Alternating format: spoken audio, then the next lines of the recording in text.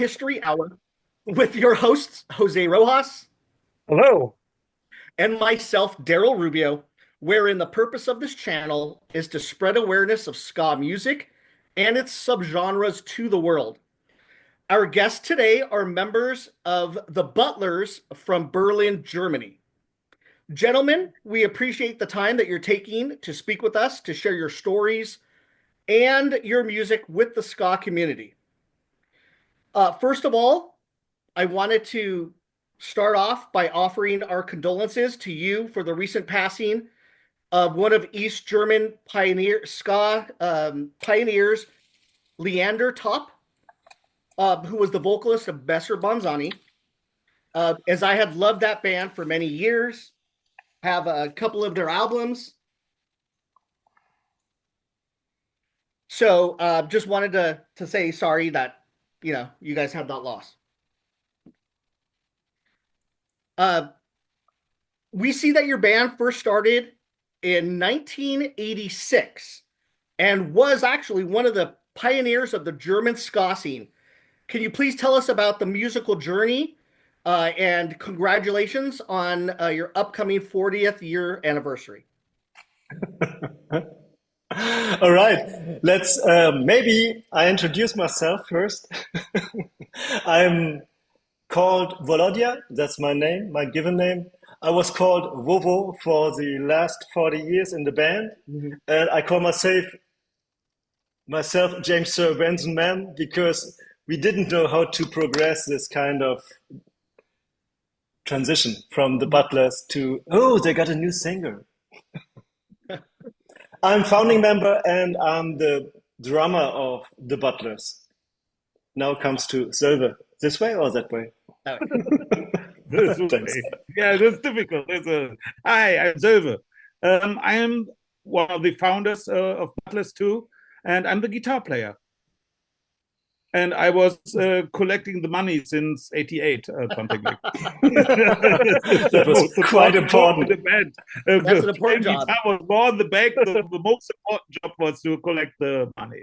Yeah. Jose, do you want to go ahead? Yeah, I just want to say, What was let's see the, if I can do what this. was the Hello. former question? Oh, what was the question? Yeah. Let's see. Oh, how you started your musical journey out? Oh, okay. Then please let me begin. Because we were just in high school. Um, we were about 18 years old, and we went to the same parties. Did we have been younger, Zelda? Yeah, I'm 16. not sure. Yeah, 16? 16. Oh, fuck it. Yeah. Okay, we have been And the same 16. parties. And Right, different we schools, went to different this, high schools, yeah. same parties. And 1 year before, 1985, I just captivated the cellar of my father's bakery. So I found a glorious place to make loud music because I was a drummer of the Butlers, or I am the drummer. I needed a place where to play my drums, and I had a tiny band doing two guitar player doing new romantic stuff, and I was just I wanted to make music. I wanted to push this bum, and those guys were playing like Cure, Boys Don't Cry, stuff like this. And I got them to play Natbo to Cairo as well. So Okay, hey, let's cool. play Natbo to Cairo. It's cool as well. And they were like, okay, let's try it. And we tried it. It sounded awful. It sounded awful. So one night we were, Zölve, Vanya, me, all the crew were coming from parties in a park nearby a lake, and we were lying there with a six of beer. And I said, "Oh, those guys playing awful music with," and I got this cool cellar in the bakery. Let's make a ska band. And then Zölve said, "Yeah, I love madness. Ska's cool." And Vanya, our previous singer, he said, "Oh, I got a trumpet at home. I can play the trumpet." And I said, "Okay, let's meet next week. Let's do some ska." And then we met in this cellar from the bakery, and it looked like this: a Oh, little tiny wow. room, a drum kit which I needed about 2 weeks to foil with white and black squares and rectangles to get this idea from the One Step Beyond cover on my drums and so and we just played.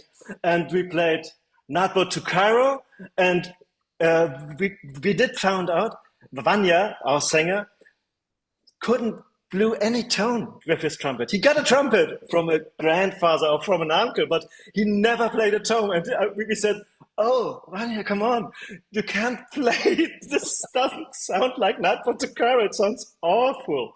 And then, okay, let's go to One Step Beyond. And then he sang One Step Beyond, and we were like, okay, we're a band right now. You sing. You don't play trumpet. You sing.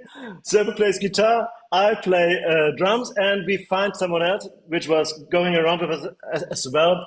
My uncle had a Farfisa organ, which is a cool 60s organ with black and white and black keys. And we said, Tommy, hey, Tommy, come on. Play our bass line and a little bit of organ hiccups. So he played our backing hiccups, and another week later, we were already on a street festival playing as 4 people, guitar, keyboard, drums, and singer. That's it. That was the start. This is awesome. Really quick, in short time, let's bring it on the stage. This was always our purpose. Let's be on stage. Let's have fun. Let's impress people. Let's share the spirit, because Vanya and me loved ska. He introduced me to the first album I bought was Complete Madness. And this, now it comes. My mother passed away about 3 years ago, and I now with 50 years heard that she flew to London Harrods to buy the Complete Madness videotape. Because I was so hooked on, please, please, I want this videotape from Madness. And there was no online buying stuff and that. And she flew to London to get to Harrods to buy this videotape of Complete Madness and fly back to Berlin just to have her son this videotape from the record that Vanya introduced me to and gave us the spirit for all. So, Zölber, I guess I can speak for you as well. Really, Madness brought us together in a way, right? That's true. Yeah, that's really true. I never heard the story, by the way. The first time that I heard the story from your mother. It's totally new. Yeah. It's totally right. I know your mother really well, so I know. It's I heard nice. this from my cousin Nadia about okay, last week, and she told it Nana. So crazy, crazy shit. Around the corner. That's The corner. Yeah. So we were quite. And the third, by the way, the third concert was in front of 800 people. So it was really, really quick. It at least 1 year to the first record. So from this Cellar photo, from this Cellar was the first album, No Doubt album, was 1 year. Was it the was band really, called really quick. Was the band called the Ruffians? No. Which band? The first The band. first band that I mentioned? No, it's an unknown band. Okay. Oh. They played New Romantic, as I said. So it really is. They're quite interesting people. They're in the politics and stuff like that right now. But as musicians, don't waste on them. The Ruffians, we can tell stories as well. Okay, but that's later. But we have some time. Yeah, that's the 90s. Ruffians is 90s. Because they made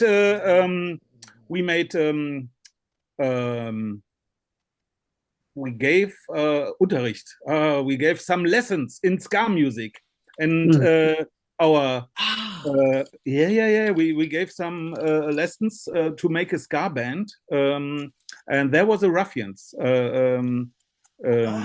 They participated in this workshop. Workshop to play ska music. Crazy! Yeah. Ruffians was on that workshop learning ska from us in the 90s. Early 90s. Because, nice. Let's go back to the 80s. I just found out this newspaper, which is from let me see, 1988. 1988. I guess. Wow. And we were hired by a kind of church tour. Maybe Silver can explain better, but a church got some money to bring bands who were rehearsing at their rooms on tour because the cellar from the bakery was too small for 8 people in that time, 88. So we switched from the rehearsals into the bakery with 4 people to 8 people in Epiphanian Church. And the guys from Epiphanian Church, I guess, they arranged a kind of tour through Germany. And now comes what everyone has to know in America. Berlin was super cool because Berlin was like the yellow from the fried egg. Berlin was in the middle, the yellow, and around was white egg, which was called GDR, the German Democratic Republic, which was the eastern part of Germany, reigned by the USSR more or less. It was a little bit strange, but this was the eastern part, as I said, secured by the Russian army, and we were in the middle, secured by the Americans, by the British, and by the French. So Berlin was always a melting pot of American army guys, French army guys, and British army guys. And we had to, when we wanted to go on tour, we have to drive about 4 hours through the egg white. 4 hours. We couldn't get out of the car because it was prohibited. We had to pass a border at Berlin's edge, and then we went through to the egg white for 4 hours to reach, for example, Hof, which is near Munich, or to reach Hanover, which is in the western part as well. So it was quite difficult for Berlin bands to tour outside of Berlin. It always was a kind of, okay, we first have to go to Transit. It was called Transit. And this tour gave us a possibility to get gigs outside of Berlin, of Western Berlin. First, we just played in Berlin in the Loft with Bad Manners, in the Block Shop with Napoleon Solo from Sweden. There were a lot of clubs and a lot of melting pot atmosphere. Like I tell you later. Nevertheless, now we're 1988, and we had to drive 4 hours through the transit to the egg white. And it was always so funny. The streets in the eastern part were really ragged down. It was like, da-doom, da-doom, da-doom. And you got 8 people in a van with drum equipment and Hammond organ. You can imagine. That's awesome. And we got one guy who owned a Land Rover, I guess. Oder he was our first driver, and he was driving with a Land Rover, and this was one of this old school Land Rover kind where the rain is coming in and there was flowers and the windows growing because it was so humid. So we went on this tour and had tents. I guess we had we were sleeping on camping sites, and we had some great gigs with a strange combination of one blues band. We were the ska act and another band which was playing German type pop or German something like 80s that. something, yeah. And it was so cool to get this kind of jump out of Berlin. This was our first experience, like they told us before. Starting the band was quick, getting a rehearsal room was quick. Hey, my father got a bakery. Getting the first record done was really quick. We were in the same studio like the former keyboarder of Nena. Maybe you know Nena from 99 Red Balloons. Mm-hmm. And the guy, Nena was a little bit cooled down in that time, 1986, and he was trying to produce something new. And he was full of, how you call it, drugs? Trying to produce stuff. You can say that. Yeah, it's exactly what it was. And we were young and fresh and said, hey, we want to do ska. Let's record this record. And we did about 4 weeks recording sessions, which cost us a lot of money that we had to play in via Zöbel, what he said. I was responsible of all the numbers. We got to get in with this tour, for example, as well, which was very good. Okay, this was the 80s. I guess it's time for a question. On this tour, by the way, we played together with the original Dr. Feelgood. We were on the same stage on the same festival with Dr. Feelgood. On the blues guy. Yeah. Yeah. That Awesome. was crazy. It was gigs like Cologne, I guess. It was, Yeah, around Cologne. um, yeah, Yeah. Long I time don't ago. remember exactly. Yeah. Yeah, Who remember the but that was 80s? really, Yeah, who that's remember the quite, 80s? Uh, that, Well, that's why you remember by all the photos that you have or the flyers. yeah, Yeah. absolutely. It's always like you have to check in what it means. Yeah. How it was. Oh, here, look at this. They are tapes on this Yeah, collage. cassette You tapes. know, Yes. Yeah. before we recorded our first record, we did tapes Yeah. with and we about sold some tapes. 5 songs. We sold some tapes, and live at Noteingang was a very good thing. The live tape. We had a good live tape at that time. Yeah. So I want to start off by saying, hallo und willkommen zum Podcast Ska History Hour. I don't know if I said that right, but welcome. Where does the name the Butlers come from? Where did you come up with the name? Great question. I got an answer. I hope it's a zero. Today, Can't wait today for the I answer. was I, today I was thinking about it, and I guess it was 1 year's idea. And on this first gig I mentioned on the street festival, he already had this guy done. It was a person high guy who was dancing, moving like a dancer, like a ska dancer with a black and white vest on. And I guess this was the inspiration for it. Ska was for us, Okay. as I mentioned, the inspiration was the 80s ska, Madness specials, the Selector. We really, in this time in Berlin, there was only one ska band that plays traditional ska and reggae, which was called Yebo. The fun fact is, we saw them about, or I saw them in a club about 1980, 89, I guess. Maybe it was 1987 as well. The fun fact is, Sölve is on stage with one of the uh, brass player, trombone player right now.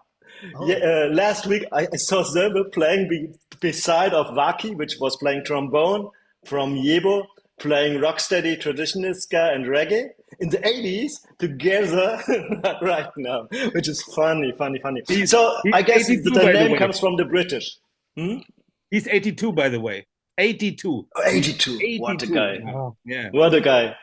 And he looks younger than you. Thank you for that. No, that's what I mean. The name The Butlers is really due to the kind of music that we beloved, the British ska.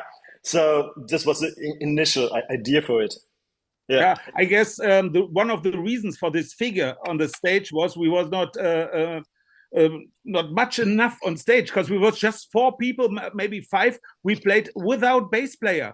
The bass player showed up after the 5th gig, and he talked. Okay, I can play guitar, and may I can play the bass. And because you have no bass player, and that was the reason why the figures on stage, because we looked so less people. Like we need more people on stage. So that's one of the reasons for that figure and that time. That was cool. Yeah. So let's go through the releases of the band. No Doubt, 1991. Time Tunnel, 1994. Trash for Cash, and I guess I should say No Doubt is on my wall. Time Tunnel is right here. Yeah. Trash for Cash here. Skin Tight Live, 1998. Forgive me, Lab de Hole Warden, Let the hell 1998. wait. Yeah. Lass die Let Hölle hell warten. wait. Yeah, let the hell wait. Wanja's Choice, 1999. Fight Like a Lion, Okay. 2000. Also known or aka Bensomam, 2012. And not to mention numerous compilations such as the Ska Ska Scandal series.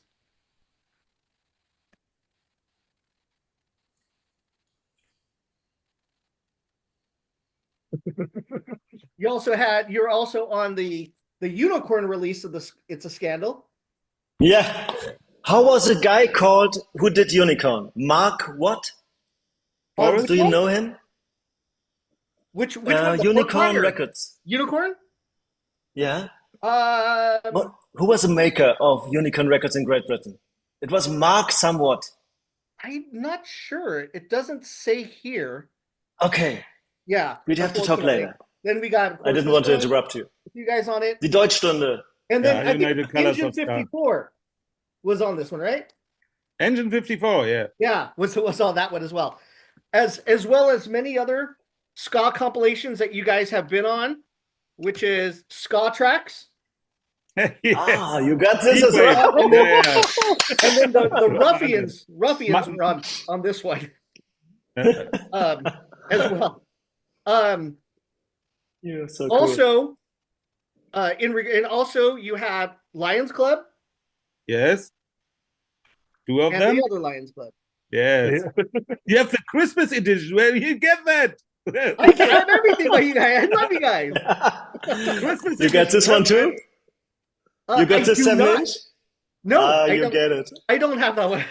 After the show, you get it. I think the only ones I don't have are I think that and the original demo tape with has the Irish song or whatever on it. Because I think that all those albums you redid on No Doubt. This one. Maybe. Yeah. I know what you mean. I know The exactly. government? Yeah, it's the government no, never misses. yeah, government. No?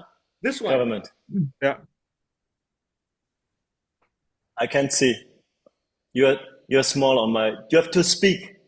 Oh, Yeah, can Then you I the- see see you bigger. there? Can you see it there? Now I see it. Yeah, okay. And there's That Sakatum JB. And what else? Skanky this with one Skeletons?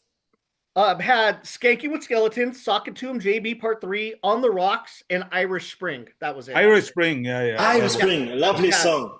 Yeah, Yeah, those were all redone on the No Doubt album.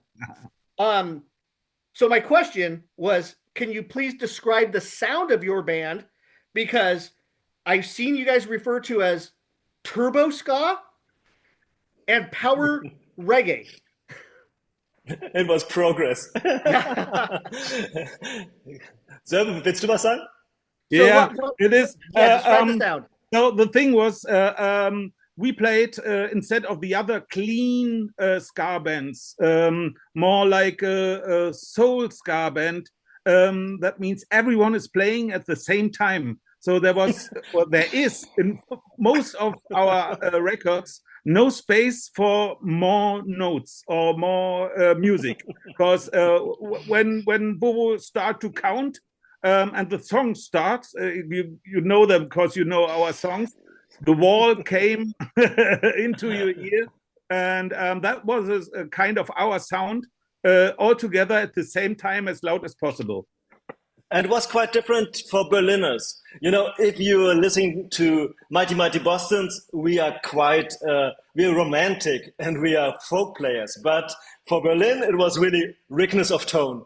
And I guess it all is caused for that we, like Vanya, tried to play the trumpet, didn't get a tone. And hey, you are the singer right now.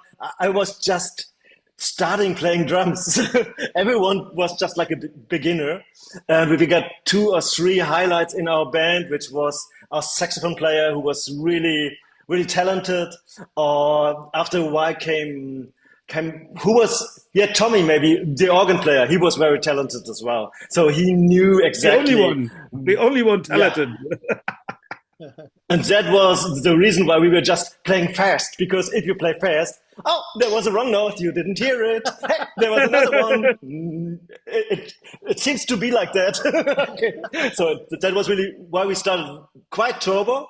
And then with Tommy and Vanya as well, we all wanted to get more soul into it, to get this kind of Marvin Gaye feelings and hook lines and The Harder They Come arrangements. And we really progressed from this 80s Madness Special selector to, hey, let's get something more black music into it, to get some more of the other stuff is black music as well, but to get some more soul into it, yeah. Some kind of Pusher Man from Curtis and stuff like that. We really loved that. And that was the reason as well why Tommy, our organ player, dropped out, because he said, I don't want to just push on the offbeat. I want to play more a leading role in the music. So he went to a soul combo and was off. But that was quite good for us because I was selling a part of my drum. I don't know how you Americans call it. Is the thing that uh, pumps against the big drum. It's Oh, the kick pedal. Kick pedal. yeah, the kick pedal. I was selling the kick pedal, and Mhm. someone was just saying, "Yeah, I want to buy it. Come to our rehearsal room." And there was this guy, Yo-Yo, who was quite young for us. I was about 25 or something like that, and he was about 18. And he said, "Yeah, that's cool. That's an old school panel. I love this. But by the way, I got this Kruma organ here, and I play organ." I said, "What, you play organ?" "Yeah, I love Leslie." "Hey, come on! I want you to our rehearsal. Come on to us." Oh, And he wow. just came in because I said, "I buy your organ," and we bought him with us. So Johannes Jojo, Nice. he was captured for the spirit, and it really made a difference. Our music became more intellectual, or no, not intellectual, more musicians. Like it was really like this was the time about Trash for Cash was recorded with him, and it was totally different. I loved it. Yeah, Maybe and as live well too. Mhm. on Live the too. time All with tunnel him. No, I'm on sorry. the time tunnel, for example, this was the previous long player. There we had a fabulous trumpet player. He was, where did he come from? Giuliano. He was from Italy, and he was Oh, a yeah, guy who could yeah, really yeah, play a tone that was as yeah. high as you guys know from the marching bands and stuff like that. Yes, this record was really doing a shift for us in case of quality.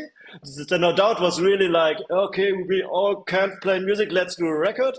And then it switched to, hey, we can play a little bit music, let's make a better record and get some good musicians as well to get this level up. And so we always strived for pushing our level up and getting a little bit more different from the two-tone ska to get it more, I don't know, inspired by the soul music, I guess. Okay. Um, might I tell a story to the record No Doubt as well? Yeah. Yeah. Go for it. No doubt. Our first album was a Kickstarter for, I don't know how you call it in the US, but I was writing letters to Tony, and Tony was writing letters to me. So letter friendship or something like that, which began with, "Hey, you, we are a ska band from Berlin. Our first record is called No Doubt. Um, your band is called No Doubt. Let's become letter friends." And so I became letter friends with Tony. And Penthouse. when Yeah. they really hit, it was quite shortly before Just a Girl, because that's where I could get this kind of band. Before you never heard of No Doubt. The early years we never heard of No Doubt, but this time when Just a Girl uh, rocked the hit The the charts. Billboard charts, I just said, "Okay, No Doubt, let's write him a letter." And then we met in Berlin and ate sushi together after the show, and it was quite a fun. Pretty Awesome. good. And was not that Absolutely. crowded. That show was not that crowded. I No. guess what was us, the band, Butlers, and just a Mhm. few other. So all in Yeah, all, 30 people around. 40 people showed Some up. Yeah, American students. Yeah, yeah. some American students who were there at the time. Hey, there's No Doubt from California play. Playing. Next show, it was quite a huge show. It was the Arena server. Yeah, I guess 2 years later or 1 year later, yeah, yeah, I'm yeah, not sure. Two yeah. years, next Uh, album, uh, I guess. yeah, Yeah, yeah, yeah. And we was invited to go there. So they remembered this evening, and we were yeah. It was invited so funny. to go there. And we went to backstage, and we showed up there. And and another story. So maybe you heard already that Vanya was the kind of pushing part into this world of ska, and Vanya and me, we were on art school as well, or we were focused to head for art schools. And he did the first sleeve design by hand and airbrush. The no doubt sleeve design, which was planned for LP, was really one-to-one sprayed with an airbrush Oh, and stencil. It was really. I guess he needed about 8 weeks or at least 4 weeks for it to get it done. The first time he he crashed something and then threw it away and did it once more. And the this was the 80s, I guess, right? Trevor?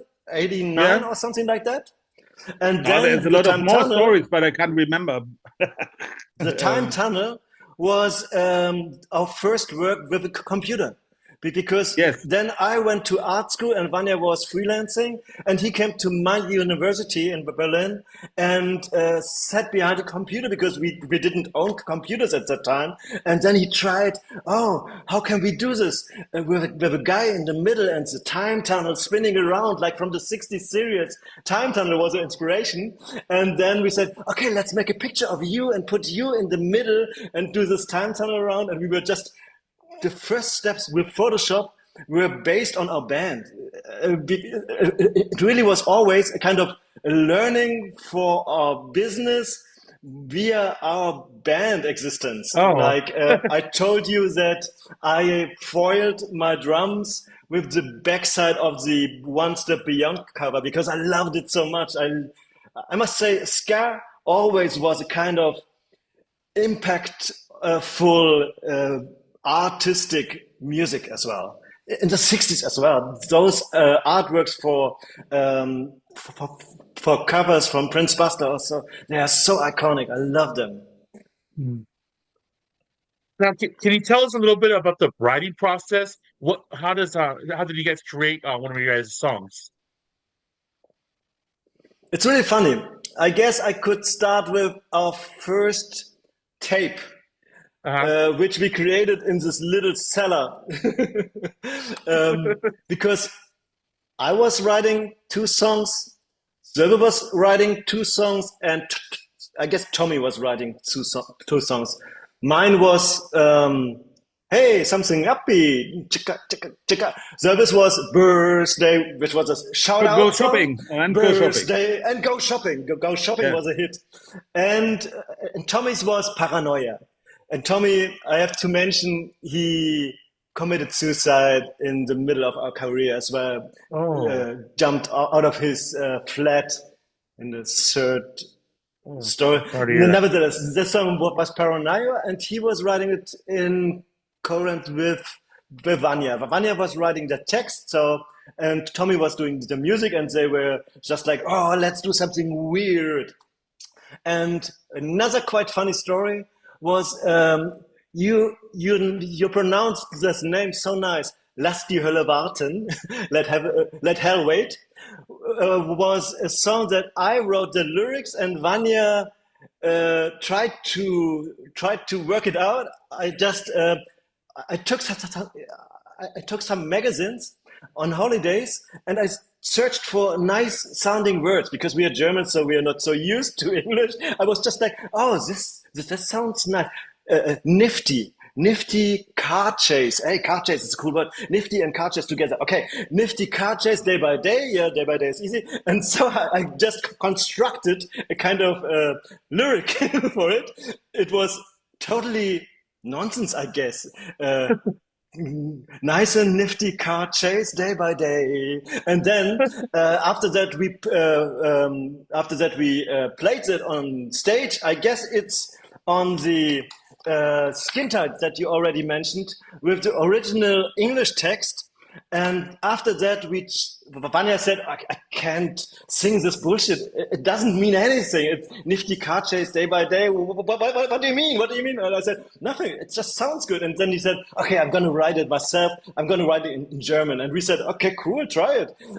The only hook line was already there. It should be about whiskey drinking. So it's Jimmy, Jack, and Johnny S. And the devil, yeah. And the devil. So our songwriting was really like making music a kind of mix of everyone. For example, you mentioned you mentioned Irish Spring, which was written by our bass player that introduced himself as, I can play guitar. Can I play in your band? And Silver said, no, you play bass. We have a guitar. I'm the guitar player. And he wrote Irish Spring, which he presented to us in a folk style. And we said, oh, that sounds ugly, but the idea is great. Let's do it to a better song. And we did it. So he had to play the bass for it, and so was giving it the right feeling. Yeah, so it's really a Nice. mix. But I Oh, guess okay. it changed late. I guess the songwriting changed later because Uh-huh. we rehearsed a lot, and it was so boring to rehearsal the songs there they exist. So we made a lot of sessions. So someone brought an idea, and then we worked together on that. And later on, Vanya wrote the lyrics and all that stuff. But we made a lot of sessions. This went that far that we made some sessions. We recorded with a tape deck, and we tried later in the studio to remake that sound to do it on our record. And there are a lot of session songs, or you came in with an idea of a hook or something, a melody or something like this, and we worked together on it. And so there's several things that we raised up some good songs, and there are some at the community experience. So I don't For know example, to explain it, because Silver, we rehearsed a lot of times in a week. So it's not only one day. So we rehearse 2 or 3 days a week. So Oh, wow. and we had a lot of time to do good things. and you're right. I know that songs we made as a session and recorded first, like One of these Nighttime in the days, City. nighttime. One of Nighttime these in the days, City yeah. One of was these quite days, hard yeah, to re-record to get the same spirit. It was yeah, so painful Yeah. to see, exactly. shit, we are better right now, but it doesn't got the same spirit. That was really a catching moment to me, where as well, this was a kind of a learning that our Fight Like a Lion, let's try to keep it as raw as possible instead of overproduce, overthinking, over rehearsing it. This is one take recording. That means it's just there's no cuts on that album. So a few overdubs, but no cuts. So that means we recorded this as in one take. So One we take. recorded 3 Oh, wow. takes, and we were choosing the best track of these 3 times we played it. And not on the drums, maybe sometimes on the solo, because the solo was better on this thing. So we recorded this one as a one take recording. Absolutely. Yeah.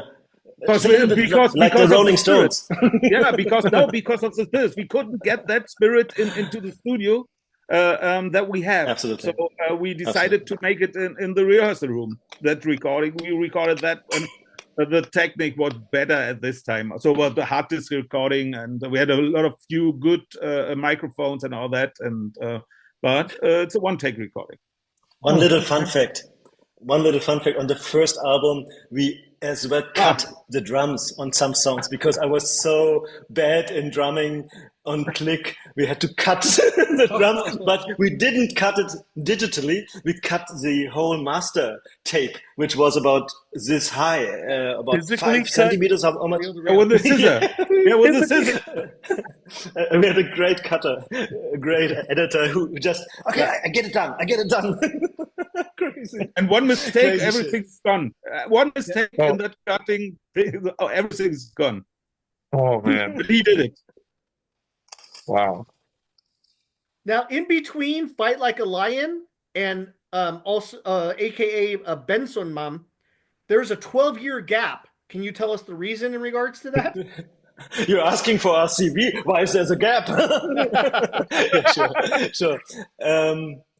The reason was that Vanya was a little bit fed up. He was really tired of touring, tired of drinking, partying, performing, drinking, partying, performing. Just one little, maybe it's not the wrong question, but nevertheless I tell it. for Lass die Hölle warten, for Let the Hell Wait, we recorded because it's about whiskey drinking, we recorded a whiskey smash in our rehearsal room. We had a huge drum where you pull in gasoline in normal. It's a 4 foot high drum, which was empty, and we smashed all our beer bottles in this drum to record this crash. And so we got this whiskey crash on the record, and from this day on, we performed as well, Lass die Hölle warten, live. And one day we went to Rostock, which is a town in Germany on the northern side. So it's quite not poor, but it's not that rich like Bavaria. Bavaria is quite rich in the south. Rostock is in the north, and it's a tough area. So we had a great show. We had all those hits like Let the Hell Wait played. After that, we went to a disco and were drinking whiskey after our party. We were heroes and felt strong. And Vanya was always taking his whiskey glass and smashed them to the ground because it sounded like our whiskey smash from the record. The problem was, after that, he smashed it. He was shaking with a nice, cute girl on the counter, but she was the girl from the bouncer. So after smashing and shaking and flirting with the girl from the bouncer, those 4 bouncers took Vanya and brought him in a different room in the outdoor, closed the doors, and then you hear, oh, boom, boom, and they broke his nose. And this night we had to go to hospital. He was there, and Oh the man. next day he could drive off. But this kind of life was not it for Vanya. So that's why he said, "No, I want to retire from business if you let me, sir. So I don't want to go for another tour." And that gave us the idea and chance. In a meanwhile, I guess I'm not so good in numbers, but the Vanya's choice, we already knew that Vanya was kind of hard to get for another tour or for another record. I'm not sure if we recorded Fight Like a Lion afterwards or not, but No, this nevertheless, came later. Then Lions Club. Then the Lions Club records after after after Lions Fight Like a Fight Lion, Like a Lion. then After Fight Like a Lion was Tavanya's the idea choice. of Lions Club. Okay, the Tavanya's choice was a kind of a first trial from Silver and me to how would we do if Vanya drops out. I guess it was in kind of summer holidays and so. And Vanya And said he I'm doesn't want to go on tour. Yeah, and sorry, there was a lot of question from the record company to make a new album. And we was the second thing on that is we was a little bit tired of our songs and making new songs. And there was also one of the reasons. There are 2 reasons for that Vanya's Choice record.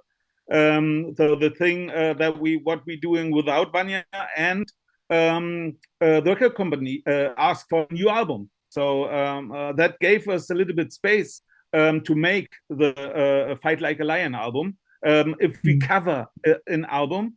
And the other thing is we had at that time a really, really good trumpet player, and he wrote down Good musicians all over, Silver. all over Not just trumpet.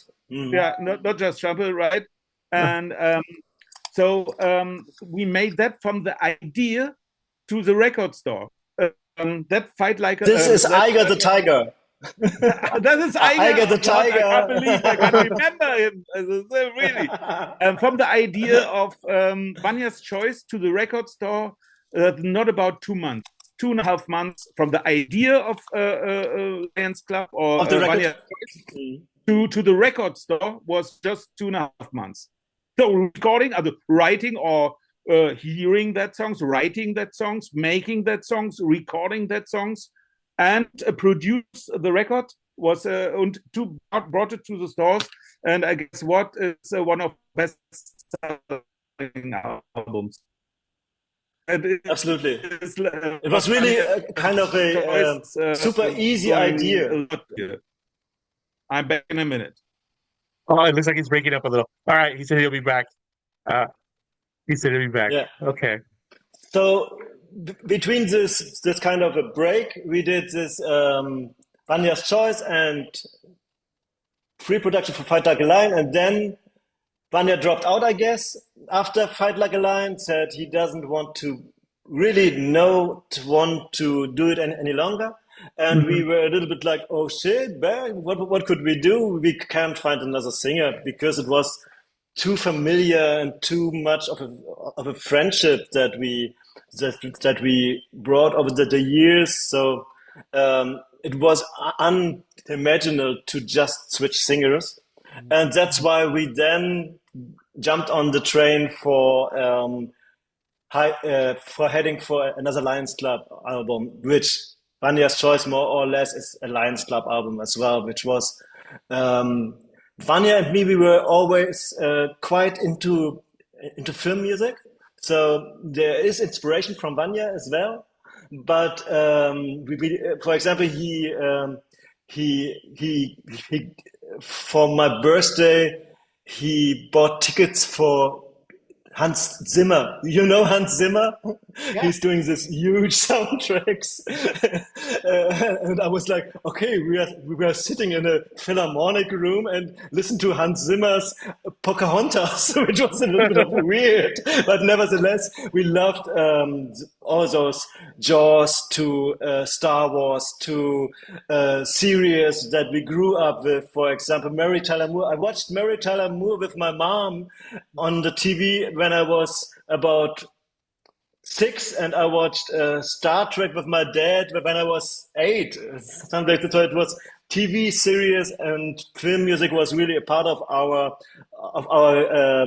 coming of age. So we loved, for example, oh yeah, that's Lions Club. TV and We movie loved, scene. for example, in Berlin, there was the long night off, and then you could see the long night of Star Wars, three full movies after the other. So you got into the cinema at 11 p.m. and get out of the cinema at uh, 5 a.m. Oh So it was wow. really weird, the time Wow, wicked. man. And that's why we had this idea for, hey, let's bring film music to a cool, groovy, rocksteady and ska sound.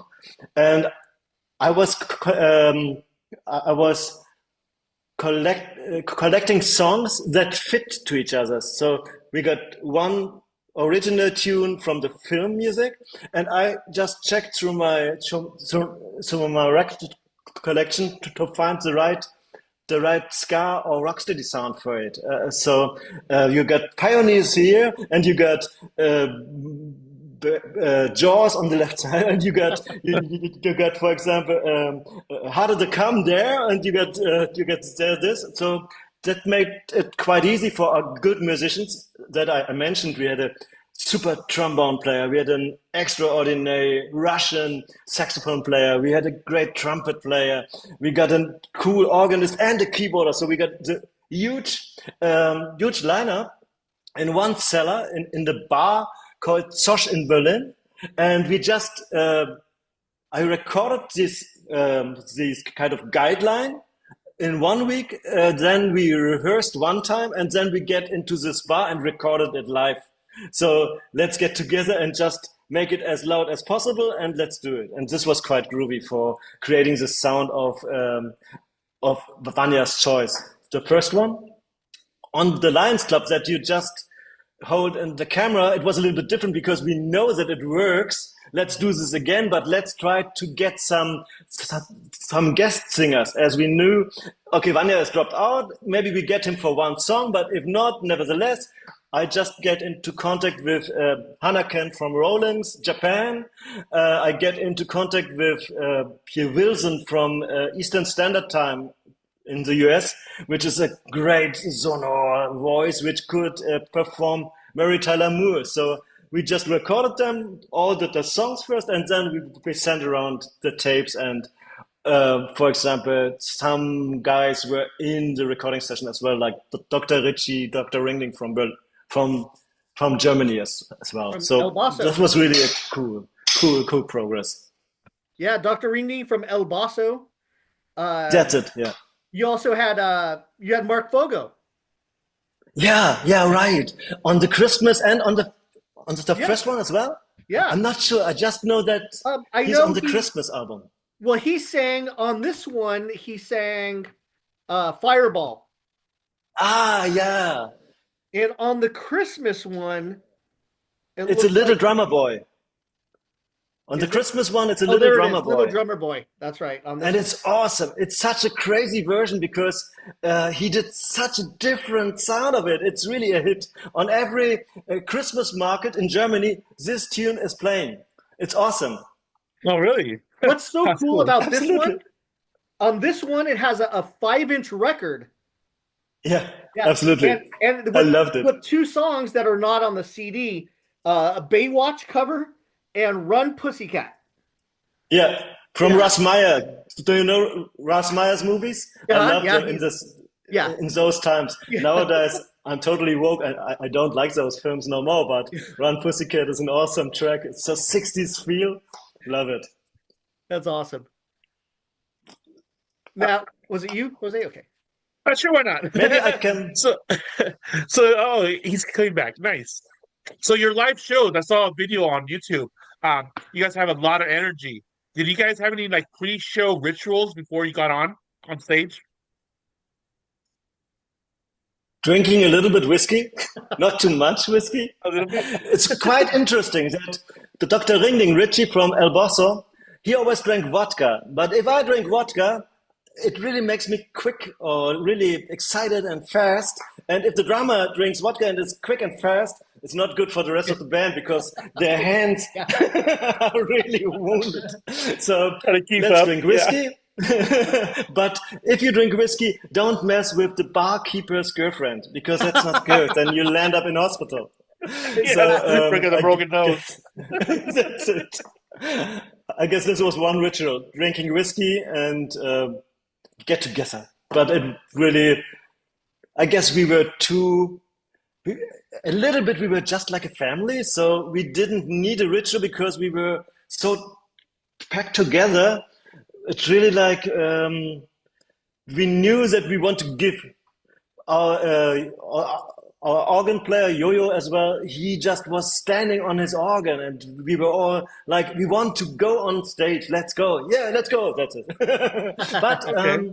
when you started your question, I was just remembering that, of course, in this gap where that you mentioned, where we were not active, we still were active on.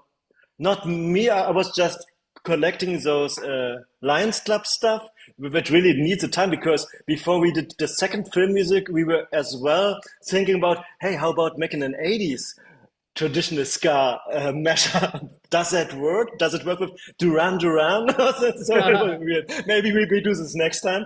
But yeah, Serve was founding, or not founding, but he was playing in Engine 54. I don't know if you see it vice versa right Oh, now, yes. but Engine 54 was one big step to get nearer to this traditional sound because our former bass player who wrote Irish Spring, he dropped out of the Butlers and we got a fabulous Janman on the bass who was much better performing fast songs than Olaf was his name. And Olaf founded the slow down rocksteady reggae, not reggae, but ska rocksteady band Engine 54. And Zöbel was with him then by those times. And my wife, Nana, was singing as well. So they had different varieties of singers, but Nana was acting on one record and a few tours that we were touring together through Germany for Engine 54, and I was taking pictures, and she was singing on stage, which was quite lovely because she's an awesome singer. Here's a picture of Nana Oh, and nice. Zöbel on the street. They made a lot of Oh, street that music was as well, me. which was so groovy. There's the Yeah, whiskey. sure. When I was Red researching, wine, red wine. when I was Oh, red wine. researching some of the Engine 54, I was looking to see if I had anything by them, and I found this one, but this is Whoa. not the same band. No, Okay. This is a band is not. from No. Oregon. This is a Okay. band from Oregon. Okay. Do they ska as well? Yeah, it's like Rocksteady. Oof. Yeah. Because if you go to Spotify, don't fall on the butlers that are from the US as well and doing some kind of or the one rock from New or heavy. Zealand, right? Yeah, oh, the New Yeah, Zealand, yes, but yes, I might noticed be, that on the Spotify. The might be. first song is not you guys, huh? Oh, No, I'm like, this is not there's them, no bro. offbeat at all. Yeah, not them at all. Yeah. Uh, Now, can you guys please tell us about the German ska scene back in the 80s and the 90s at the height of the ska movement? How amazing was it back then? Maybe I can introduce you why the ska scene in Germany or especially Berlin was quite small on the first years. Because in London there was this huge hype of the second wave, means special selector and all that. In Germany, my parents saw Madness on a venue in 1978 or something like that. But in Berlin, Germany, there were merely no ska band because there was the Neue Deutsche Welle, the new wave, the new German wave. Neue Deutsche Welle, like I already mentioned, Nena and 99 Red Balloons and Trio with Da Da Da. So it was really making us such a happy German country that we didn't have this kind of ska. And when we dropped So, in, there was a lot of ska elements in that wave. So all the bands, Spliff and all that bands have all have,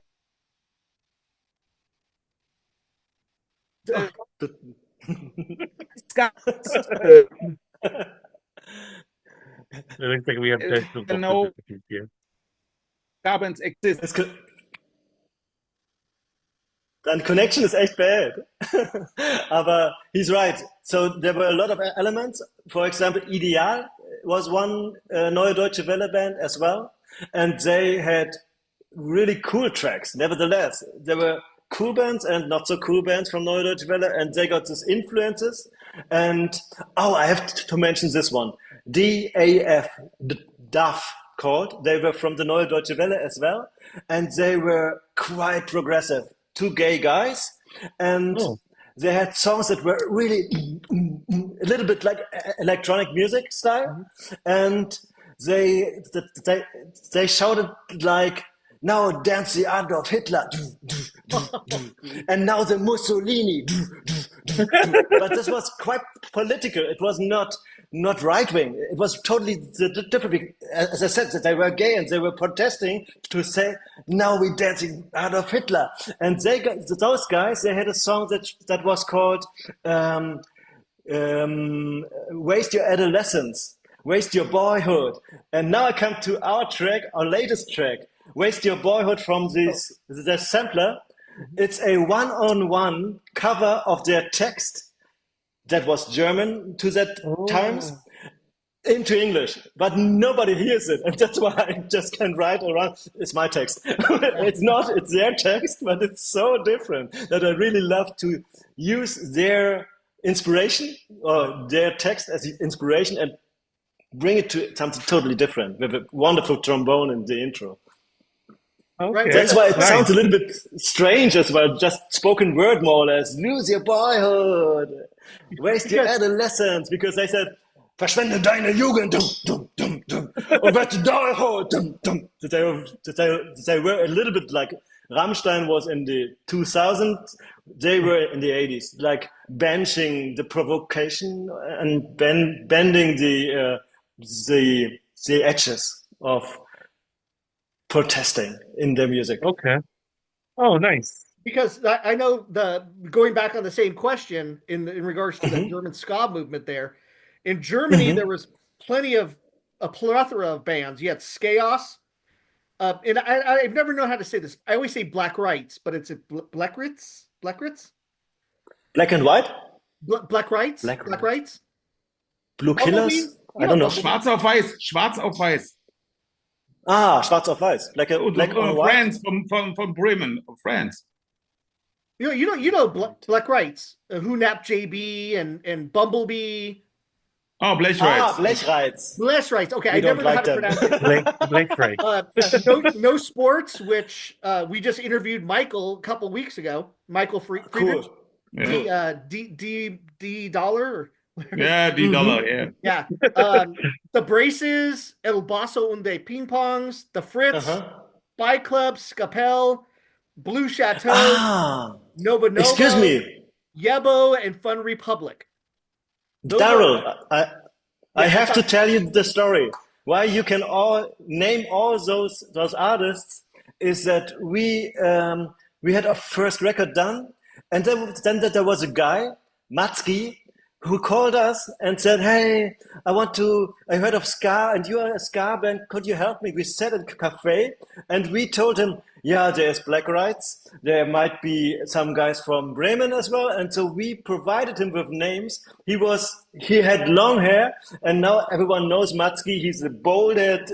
He's the founder of Pork Pie Records, and he was provided by us with all those information. Vanya was sketching his cartoon artworks on the front side of the Ska Scandal LPs. And so it came together that all those acts that you mentioned right now, Scaos, El Bosso,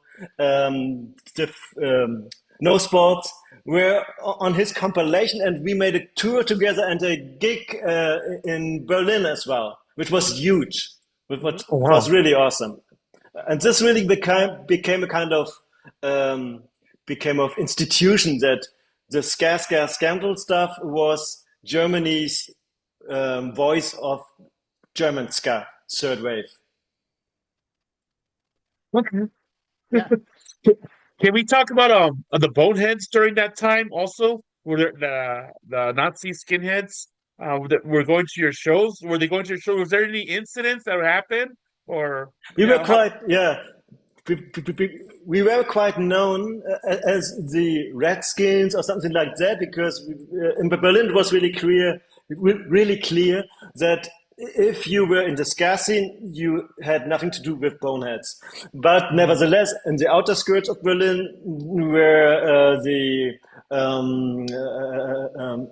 Arbeitslosigkeit, Unemployment. Puh. Where Unemployment. the unemployment is higher, there were more Nazi skins. That's the Oh. typical reaction. You have no money, you have no one to, you want to push on someone else. So we were quite known as being the Redskin band. And one funny story is, I don't know if you know Mother's Pride. They are a ska band from Berlin as well.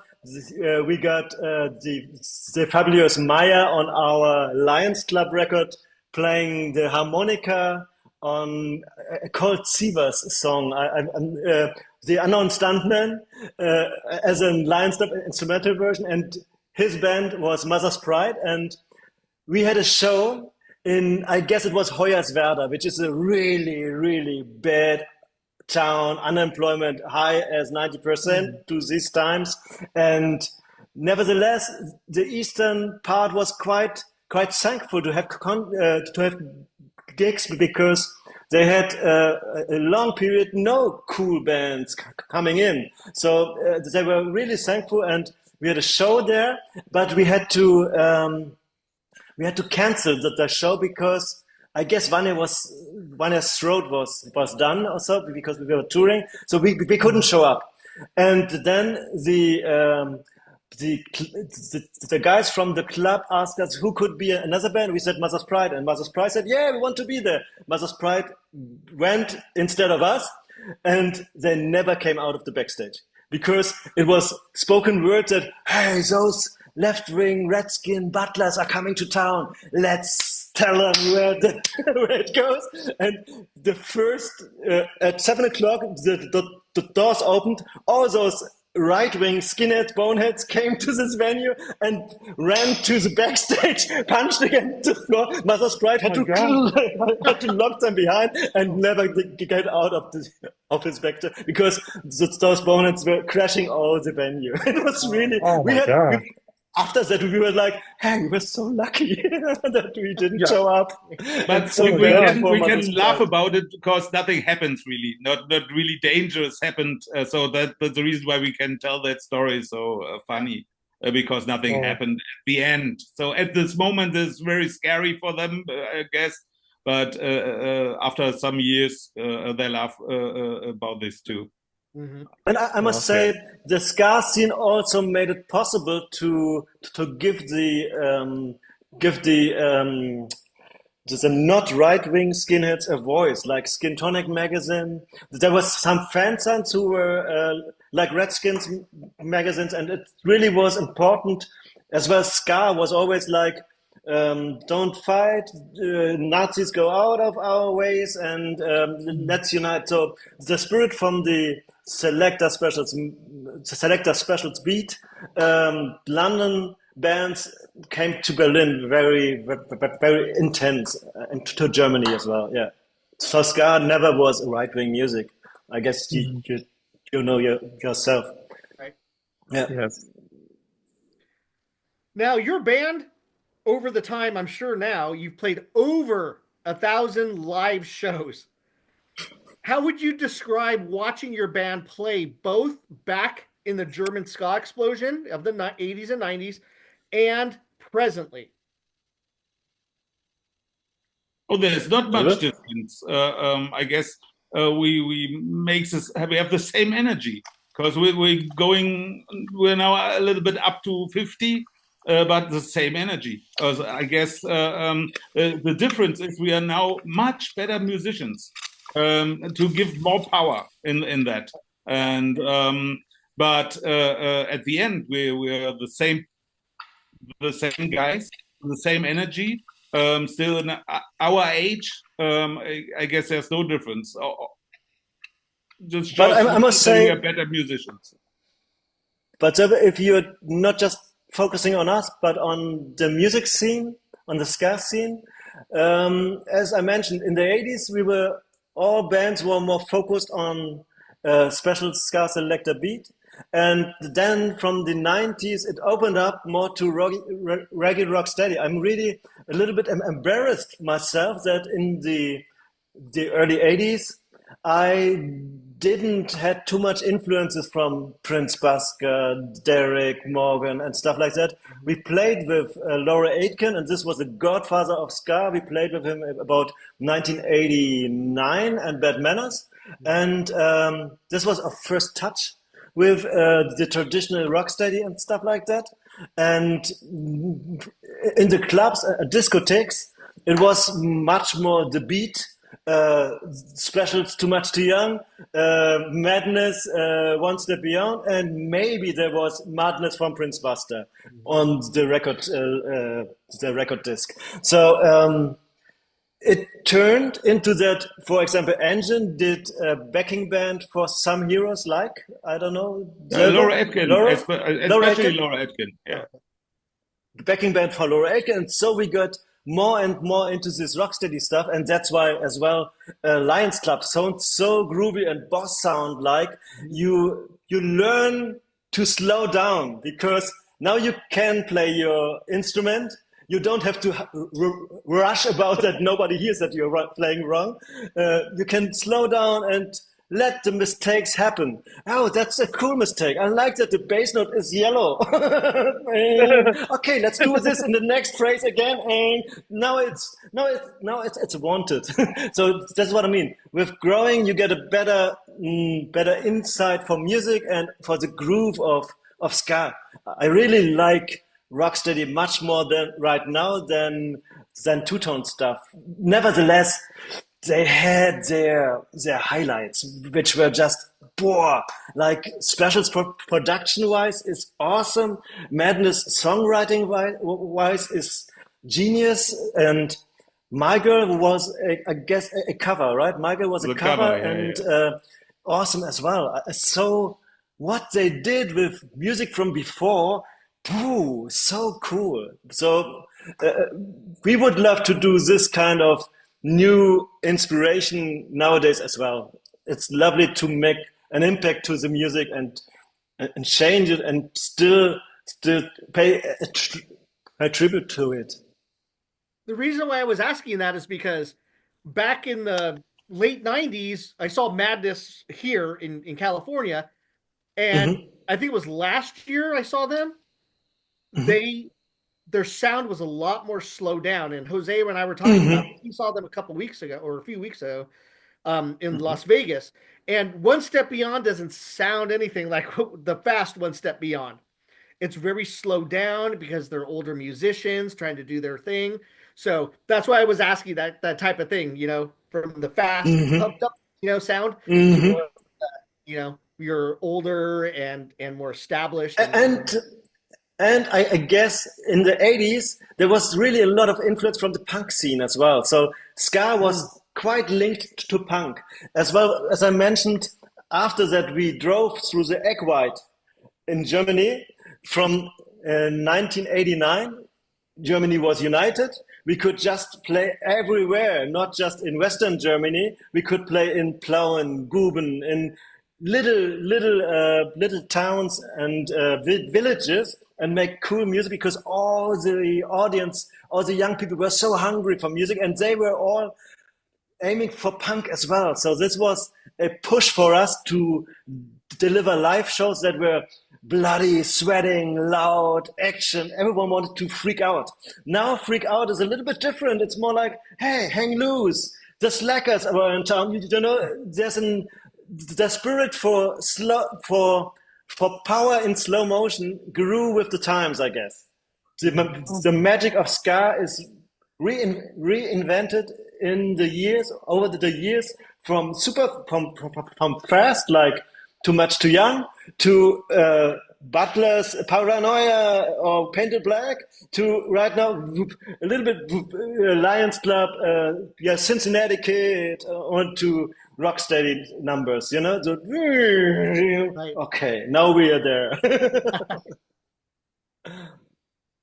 But Now nevertheless, I we googled make that Benzman records, and there are few fast songs on it, so it's kind of giving a sense of that old times. David loves now, fast. I love slow, you know. That's where we always get Yeah. into a discussion. No, it's a now good I mixture. googled That's a good mixture. That makes our sound that Holistic. yes. now I googled the Butlers on and it says that you guys are associated with Rude Boy Train. Can you explain what is that Rude Boy Train? Do you guys know what they're talking about?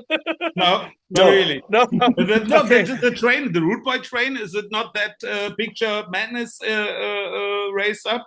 So this walking behind each other, is that the Oh, Maybe Root Boy maybe. train? Oh, maybe maybe that's that from might be the it. maybe from the early days. We were really like recapturing, as I told you, we were from art school or two guys who want to have this arty farty stuff. We just made photographs in front of a car store which was painted with Ah, huge black and white checkers, and we did our photo session there. It was like our whoa, there is no better place than before in front of this huge black and white checkered facade from this car seller. And then maybe this is stuff like we always had this references to madness and to the black and white topic. Else I don't know why we the root boy train. Maybe Okay. because we were like just like fast, like the Root Boy train. mm. Okay, maybe it could be. Now you're talking about the black and white. I got a question about the suit. I see pictures Yeah. of this black and white suit with the matching hat. Where'd you get Ah, that? this Where one. is that from? I have to admit, when Vanya created his guy, his butler with the vest and the smart-looking guy, I was already penciling a guy which were a little bit more comic style, and he had one trouser black and one trouser white, and one half of the body black and white. And then when we said, okay, let's reunite and let's create a kind of a icon, a visuality. I just told a guy, let's make a suit, but I want one half in black and one half in white. And he said, okay, I have to create two suits and then fix them together. I said, yeah, do that. And then he did this. I took a white pop head and taped it and sprayed the other side black, so it was done. I Oh, bought two pairs of Vans, one pair in white and one pair in black, and I just switched suits. So it's really a kind of cool module. You can really modularly make your outfit and stand out. Because one manager of us, or tour manager, or guy, he said, guys, you know what you need? You make great music, you get the audience, but you need a camel on the stage. And we said, what do you mean we need a camel on the stage? You need a camel, you know, a huge camel. Animal. A That camel? big animal on stage. That catches attention. And this Yeah, black that and white everybody suit, talk of the town. So that you are the talk of the town. If you have that kind of animal on stage, we need and that. that black and white suit was my camel. Excellent. Yeah, it's so iconic, bro. Yeah, thanks, man. That was Yes. really cool. Yeah. Now, on the last album, the Butlers, also known as Benson Man, this is like the Jubilee edition or something. It has the lenticular thing Yeah. on there. Now, so why was Great. it named Benson Man after you? Was Mhm. was this because of the Okay. transition? To be yeah, to be honest, Benson Man was our pseudonym. I don't know our AKA for writing songs. So not everyone was registered at GEMA, but we all together said we earn in one cash. Server is the cash holder, and we all write and say it's written by Benson Man. This was our heritage since the early days, since Paranoia. So when it came to this moment that in 2008 I lost my job and I had a lot of debt, and Server was a guy who get me out of this shit because I was fucked up down. And I said, and he said, "Hey man, let's bring the band together again." And I said, "Okay, I take vocal lessons at a gay vocal teacher in my street, and I gonna try it." And I went running every Sunday, not because of running, not because of singing, but running and singing all our texts to keep the pace, to keep my lungs working. And then we really got it on stage, and I said, "Whoa, how cool! Let's create a show, make some new songs as well, because I know all the old stuff, but let's create some new stuff as well." And then we did this and wrote some songs.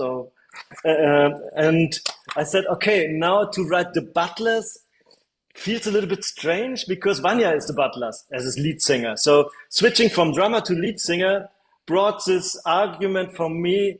I can't write just the Butlers. It's Benjamin, Butlers aka Benjamin, because it's not really the Butlers with the guy who joined us for 30 years. It's the guys with the same spirit, and I'm still super in contact with Vanya and Silver as well. So we are buddies, but he got his decision not to be on stage no more. He doesn't drink coffee. He doesn't eat meat. He doesn't drink. He doesn't smoke. So this was our way to create a comeback without being fake or being misunderstood.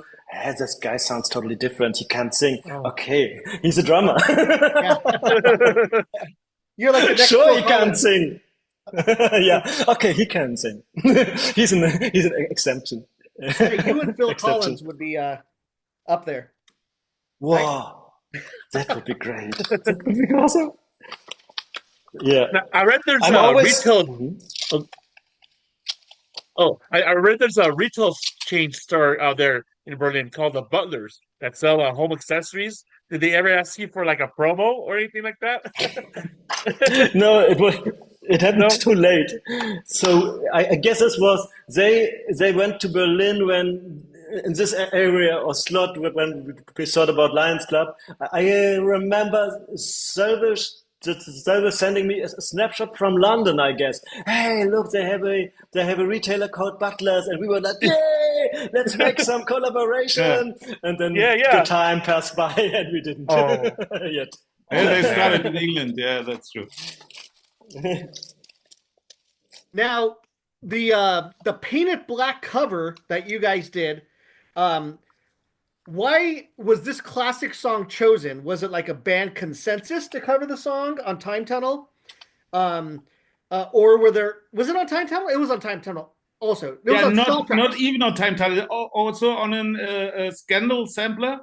That means we recorded this 2 times because it was our last song Stop, on the stop, stop, show. stop, stop, stop, stop, please, please, please. You both are wrong. So I had to stop. I had to stop. Time out. It never been on a scandal. It has been on this futuristic. That's it. Skull Tracks. On Scar Tracks. Ah, this This one. was our Okay. first.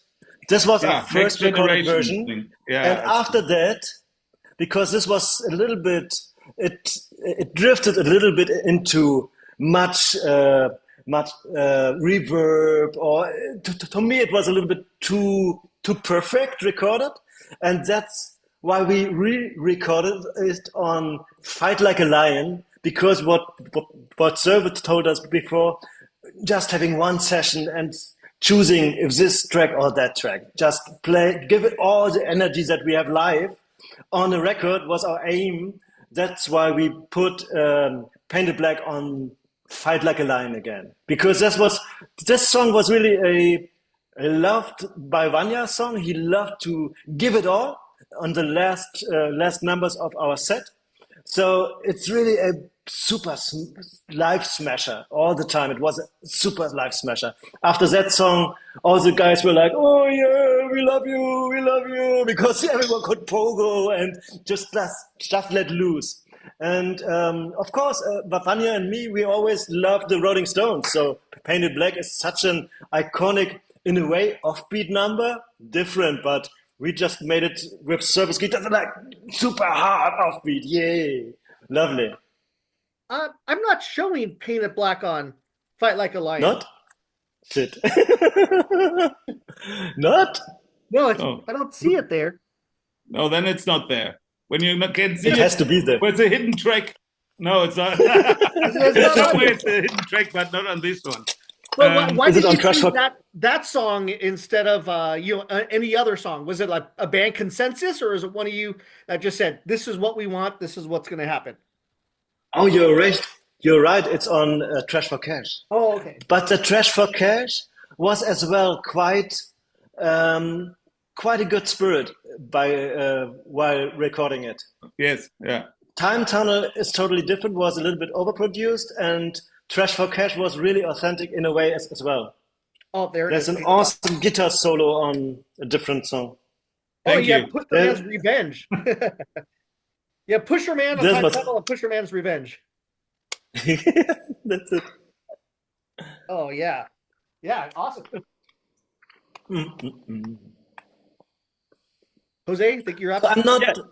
Mhm. Now I saw I was watching the music video of the Benson Man Waste Your Adolescence. You guys are seen speeding around in Vespas, I think they are. Do you guys own these Vespas? And where do you get all these Vespas from? Oh, Sure.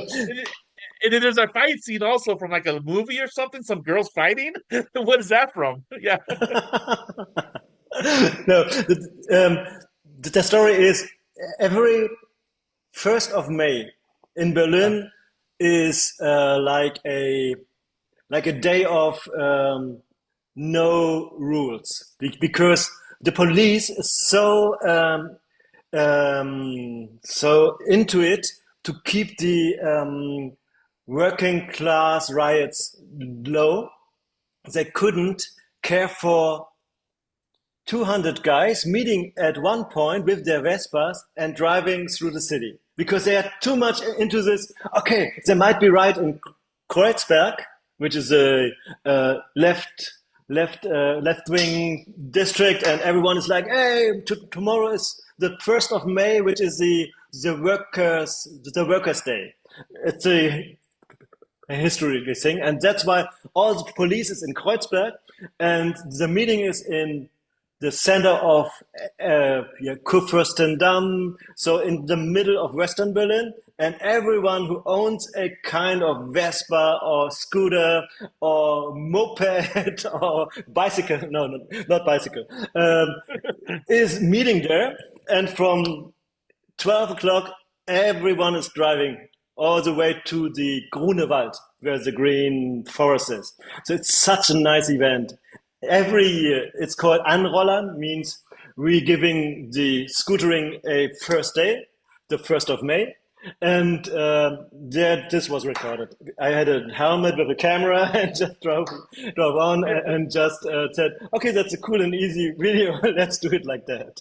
And Yeah, the girls awesome. fighting is a snippet from YouTube, I guess, because as I said, I love Russ Meyer films. I love films from the 60s and stuff like that. Okay. Yeah, it's an awesome video, bro. I like it. Nice that you saw it. Yeah, Cool. no, it was hard to find it actually. I don't know how I came across it, but I found it. I'm like, oh, what's this? Yes. Absolutely. Oh, may I insert a kind of wie heißt denn das, wenn man was I want to spend this shirt and 3 of them for someone who writes into your comments. How do you call this? If someone is gifting Subscriber? something for free, A giveaway. Giveaway. a giveaway. We want to Oh, yeah, for establish a subscribers. giveaway on your show. Okay. I send it to you, and you send it to whoever deserves it. Yes. And Whoever it's just- comments, I I guess. just- It's probably never going to get to them if it comes to me. Only 2 left after this. that might be. That might be. Okay. Okay. Who knows where this song is from? He gets the chance for winning a shirt. Okay. But 2 o'clock has come again. It's time to leave this paradise. Hope the chip shop isn't closed, cause their pies are really nice. So I read it especially bad sounding English so that you don't get it too easy.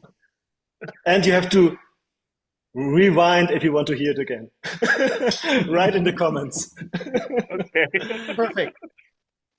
Now I'm going to share my screen because, oh yeah, There it is. JB.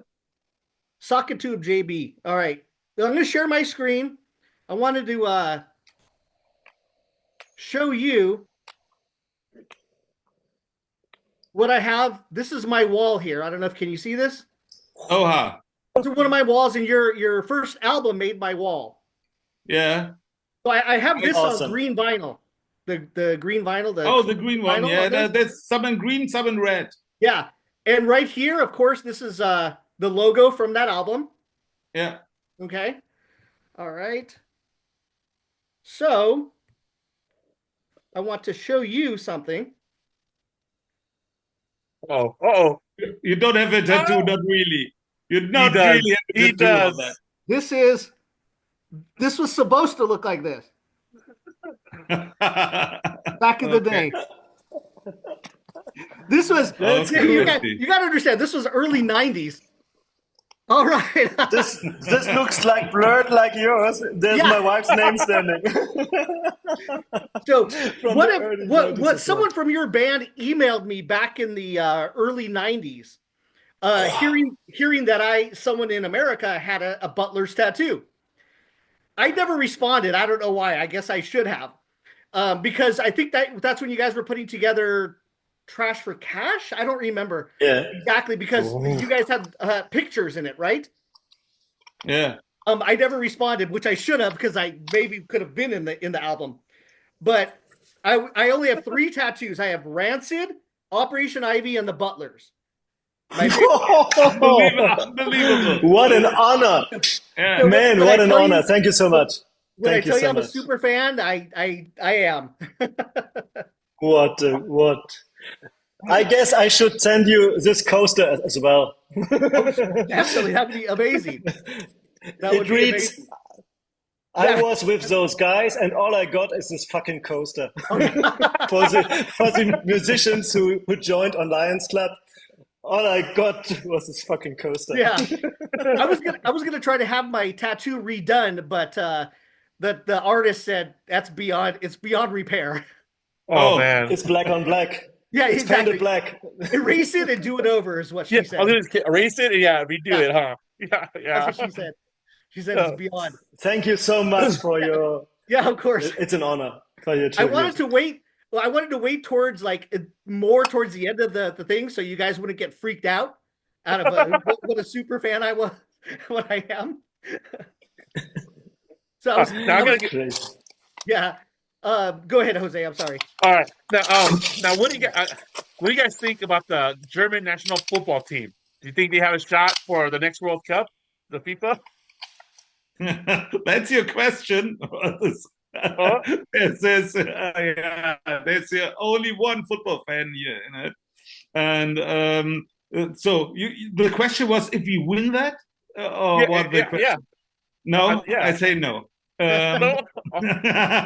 Oh man. No, we are now prepared. So we're here on second place in Europe, and maybe one of the first 8 in the world. At the end, you have to have a little bit luck, and I guess the group is interesting. Where we're going to, which opponents we have in the first round, and the quarterfinal, and that is please not Spain, because that's not good for us. No.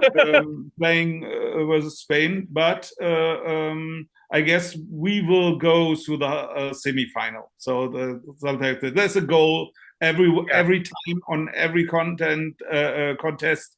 That the aim is semi-final. I know you guys have a good, strong, young team now, right? Yes, Too young. and especially the coach, Yes. Nagelsmann. I don't know if that is interesting for everybody. But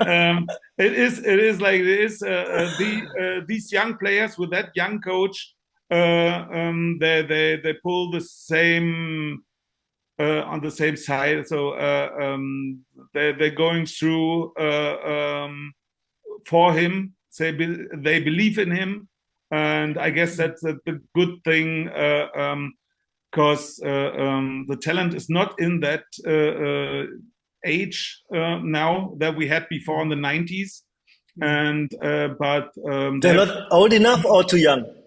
They're too young now, but they have emotions because of that coach. And sometimes, like in music, emotions is more than talent.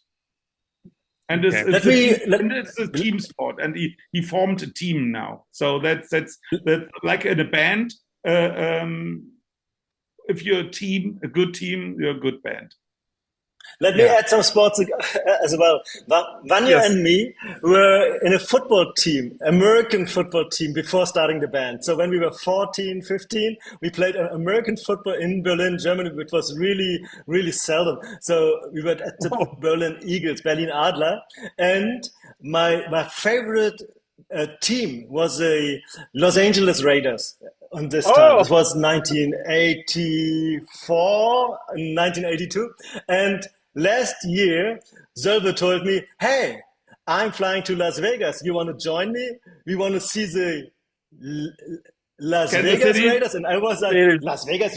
You're joking? This is Los Angeles Raiders." "No, it's Las Vegas Raiders now." And we went to the Las Vegas Raiders, saw Cypress Hill on the screen, and watched them playing football. So you're very much into football. Kansas City Chiefs. Huh? If you're talking both parallel, I can understand you. Silver? Yeah, just want to say the opponent was Kansas City Chiefs. Oh, we saw that. Right. Mm-hmm. Oh, so you got to see Mahomes. And Kansas City. And Kansas City won, right? Yes, of course. They always win. Raiders. I love the energy because the fans from Las Vegas Raiders are so cool. Like Raiders, so cool. That must have been recently, within the last couple of years. Yeah, last year. Last year. That's awesome. So has your band ever played in the United States? Not yet. Never. We wanted to be invited by you. Would be lovely. If I had the power coming over, that, I would. No, Supernova. Sölve is quite tight with Bucket from the Toasters, so maybe he can arrange some tour together or stuff like that. If That's we got this final step of a reunion with this new bald-headed young singer who is my on, physiotherapist, and I can play the drums. on our 40th anniversary, you know. Yeah, yeah. Yeah, probably the best platform for you guys would be to the Supernova Ska Festival that they have every year. Where's yeah, I heard this, but we never invited. So I had contact in former times with them, but it was not enough to book all the flights for us. I know they have a lot of international bands, but we was not big enough to have them. Maybe I know that festival really well. Yeah, I've been once. Jose's been a couple times. It's great. It's an amazing festival, but the international bands that come have a lot of exposure. I know Lollipop Lori from Russia is going to be here this year. Los Fastidios from Italy. From Italy, Yeah. yeah. okay? Also, yeah, there's a lot of them. Like we saw Tokyo Ska, a couple of years back. We Bad saw Manners. Out of Control Army from Mexico. There's a lot of bands that come Cool. through. That would be the best platform for you guys. We were talking to Have been someone D-Mark. from Germany there? Have been someone from Germany been there? Only Dr. Ringding Yeah. go in last year, but he's going to be there this year. Other than that, no other German bands. I talked to Skaos. One of the guys from Skaos says that they've been trying to get on there for a long time. Same with D-Mark Dollar. Trying to get on there for a long time. They're just very exclusive on who they choose for some reason. Let's talk later behind behind scenes Yes. and check some addresses, because this would be awesome. I would love to tour the US. Oh, that would be amazing. But how many continents have you guys played on? I guess two, Two. Okay. Europe and Swiss continents. was really a continent. We was invited. I know the people from Tokyo Ska Paradise Orchestra, and we was invited to their festival at the mountain, at the volcano mountain. That's a huge ska festival. They play at the headliner, and they invite friends, and they thought about us 10 years ago, but In Tokyo? they realized it. So we was invited, and we were close to go to Japan, but we never been there. Is that Yeah, the we- mountain on their we- Fantasia album? Pardon? They have a mountain on their Fantasia album. Is that like the volcano mountain thing? That Yeah, this is very popular. And I don't know the name of that mountain. okay. Fujiyama. Yeah. Fujiyama, yes, that's a mountain. That's a Fujiyama festival. And the festival called the Fujiyama Festival. Oh, Okay. They have a strong connection to Japan. This Yeah. was from Rollins. That's cool. I love And then- those Japanese way of copycat things so originally. If they have Vespas, they look more original than my Vespa. And if they have jeans, they are more Levi's from the 1930s than the jeans that you could buy here. They are so super top in recapturing and copying and stuff like that. By the way, because you asked if the Vespa was mine, I drive a Vespa Allstate. Oh, okay. Do you know Vespa Allstate? I From know a little. What year? 1957. 1957 with Okay. a steel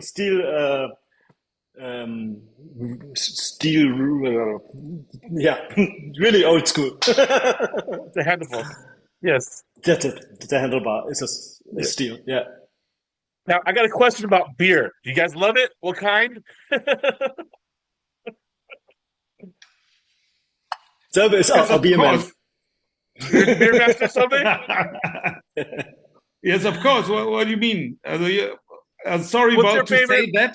The American beer you cannot drink because it's a half beer, such as this kind of water. I'm a lot of times in the US, and so beer is the thing that we founded, that we brought to the world. So yeah, it's a big thing here, and you know, you say in your catering write-up. So you can say you have wishes to which beer you prefer to drink on the show. It's not that easy to say. And we said, please, the best local beer. Put the good local beer into the backstage area to drink for us. So that's because you cannot choose because it's close to 700 breweries also in Germany. So Wow. no. So you don't have a favorite domestic one? Do you have a favorite imported beer? No, domestic, yes. Though we have in Berlin one, so Oh, this Berliner Pilsner, so a Pilsner. Okay. Jubiläumspils. So that's from Berlin. So that's my taste. So ask a different member of the band, you say something else, something different. My taste really is Dutch. So I love Kronenburg, and I love, in a way, Heineken, even if it's a little bit chemic, but it's really snippy. You just drink one Heineken, two Heineken, three Heineken. I love Peroni. Peroni is quite a good Italian beer. Lovely. What about And Großlager? welche Schlager? Großlager, yeah. That's Ah, Dutch, isn't it? Dutch also?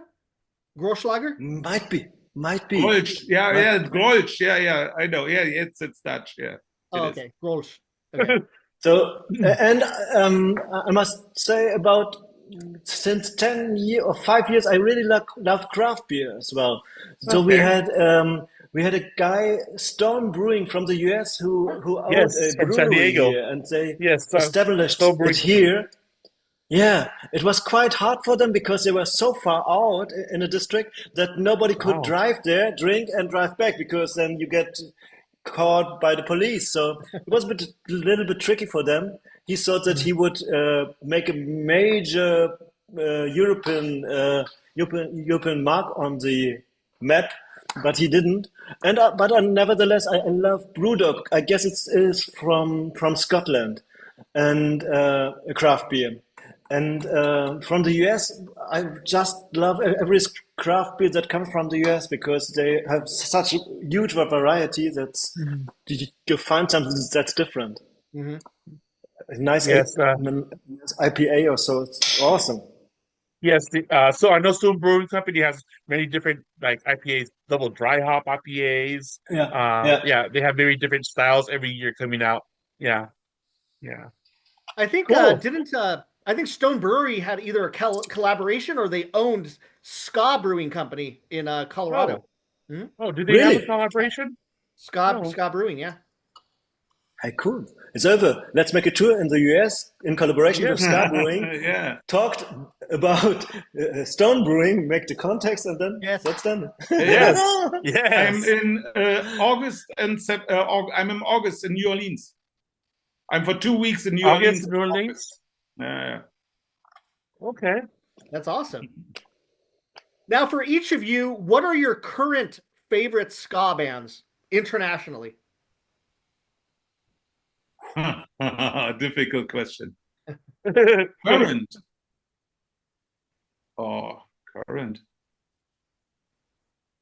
I like Tokyo Ska Paradise a lot. It's Good not one. my favorite current band, but yeah, it's difficult. Volodya, what was you? I guess my last favorite band, with last, I mean, I haven't heard their records for about 2 years, but nevertheless, I love the Slackers very much The because they were Slackers. Okay. so cool. But I also must say I love Spartan All-Stars from Berlin, who have never released a record because Silver is playing there and a guy that I knew from Because of that? 1986. Wait a minute, and they just they had some 7-inch records, and they are playing the old hits, so it's more a live thing than a band that is changing the world. But Slackers really changed the world for me. Ah, I got it. The Dynamics. I guess they are from France. The Dynamics, they got a cool old school sound mixed with modern production styles. I guess it's one producer is the major guy who does this all, and the dynamics really it is. We had a band called the Dynamics from Los Angeles here Just back in the early 90s. I really no, I don't. I don't mean them, and I don't know them, but Right, might right. be. No, no, from France, I guess Paris. Yeah, Paris. Yeah. and The I have to say, Interrupters by the band. way, and I'm sorry, I have to say, the toasters, especially for Buck, if you hear that, Bucky. play Mona next time when I come. Mona is my favorite song. Buck, if you hear that. Yeah, I remember seeing the Mhm. Toasters here several times back in the 90s, and then we saw them play. In Jose Vegas? and I saw them play a couple years back, and then we saw them at Supernova. And then did we just see them somewhere? Where did we just see? Yes, Oh, we in saw Vegas. in Las At Vegas. Punk Rock Okay, Bowling. that's Yes. right. We just saw them there too. I always forget. There've been so many shows with them. You Yeah. guys were going to discuss something about the Berlin Wall and your experience living through that. Can you tell us about that, please? Silber? Ich kann währenddessen Um, suchen. I'm just okay. looking for a picture. Um, that was it was a special living in West Berlin during the wall exists, and there was a melting pot because of the wall. Because you can go out, you're not like in a prison, but this puts you together if you live in a town with a wall around it. And that experience, if the wall came down, was amazing for us as musicians because we had so much possibilities to play short around Berlin with short drives, driving back home after the gig, and not the same spots we played. And so Oh, for wow. us, we had Oh, that's you all guys. West Berlin, we had all families. Oh, that's us. Oh, that's us at the Wow. That is wall, awesome. and the wall Wow. exists at that time. So it was kind of dangerous to go there that close to the wall. Oh, really? So crazy. It's Did, really Yeah. not did you guys get a piece of not. the wall? Did you get a piece? We No. didn't because no one from Berlin does this. Everyone from outside, every tourist hacks and gets pieces from Berlin. Yeah. But we said, hey, we were living with this. This is our heritage. We don't need a piece of Berlin's wall. Yeah.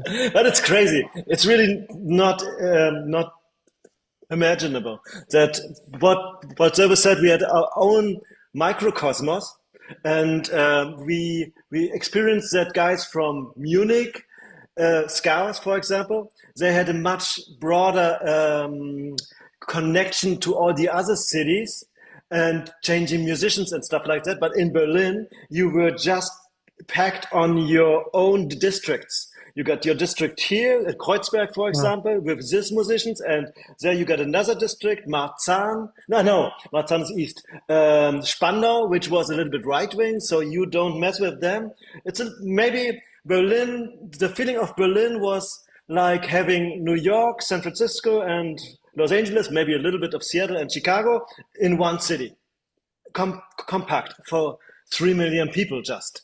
And then after tearing the wall down, we were 6 million people, which was as well another change because the, the most catching experience was the year after tearing the wall down because there was so much cool underground clubs which were former houses where a cellar was broken and then you get into there, put your sound system in and have a party. Or as we, Server, you know, when we drove in the direction of east, as Server mentioned, we went into a house where there was a two-story house and there was a hole in the ceiling underneath. They got a pool, a blown-up pool with water, and jumped through the ceiling into this pool. It was a Wow. little bit like freestyle. About 1 or 2 or 3 years, it was freestyle everywhere. That was really cool. That's awesome. Nice. Now, was there any venues or shows that were very unique to you when you went on tour? As I mentioned, this one, of course, Selber, hast du noch was? Der, Basel war super schön. Festival. There are a lot of festival impressions in my head because festival always is hang loose and seeing the sun getting down on a lake. Our singer in a wooden apartment fell at sleep at night with a cigarette in her hand, and the wooden house or the mattress got fire, and there was mattress? smoke everywhere, and everyone was fucking, no, you can't smoke in a wooden house. It was God. crazy. And venues. There were some nice castles as well. When we were supporting Die Ärzte, which is a German punk band, we were driving to some castles, which were just awesome to have a castle silhouette and play in front of 17,000 people. It's really gets you. That's really cool. Oh, I bet. Oh, wow. That's awesome. So you mentioned a wood house. Normally the houses aren't made from wood there? No, No? just there because this was Basel, I guess, in Switzerland, right? Yeah. Or, Well, it's Basel. and they And got we a lot played of in a wood. unique wooden. venue as well. So on three floors, and we played down, and it's like a shopping mall. If you play down, and all the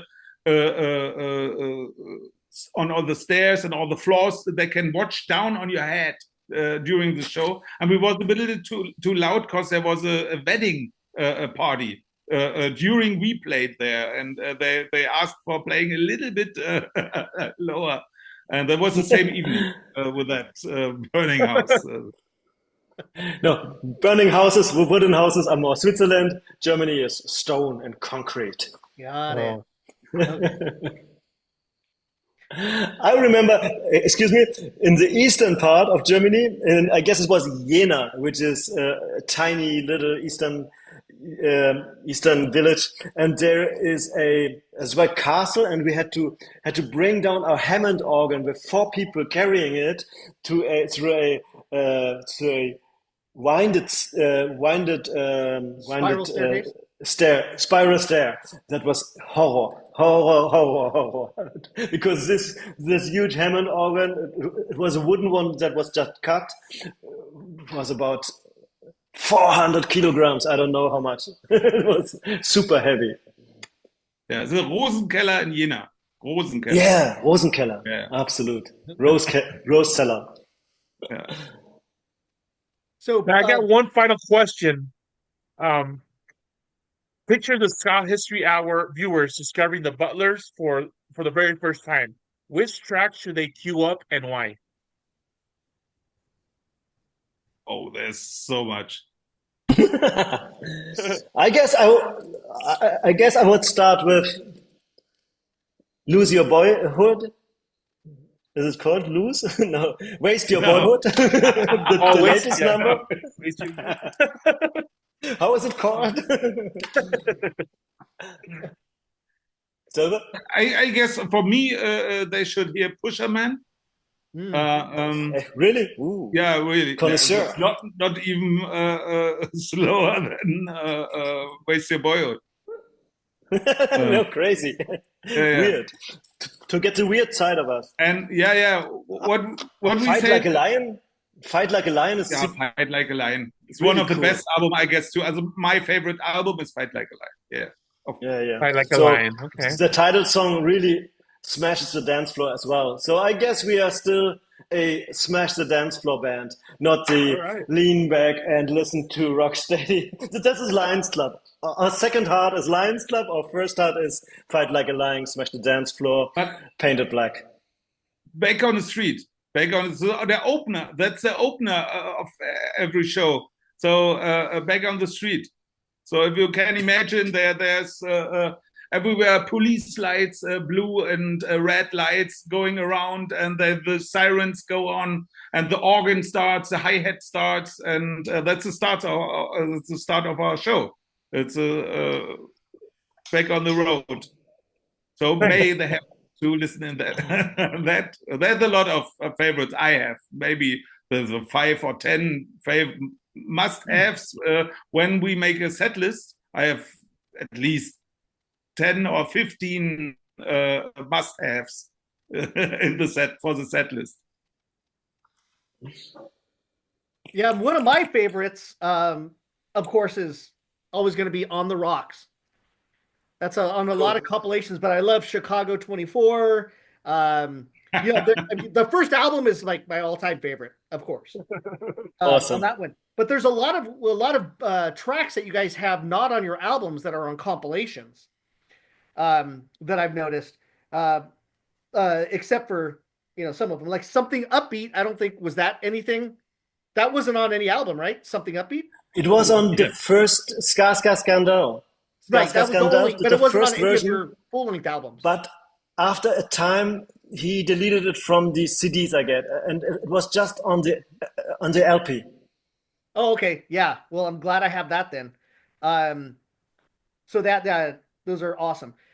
Leading into that, back in the day, compilations were a very big deal for people learning about new bands. How do you feel that your band gained so much exposure from being on these many compilations? Because that's actually how I learned about you guys, from the Ska Scandal.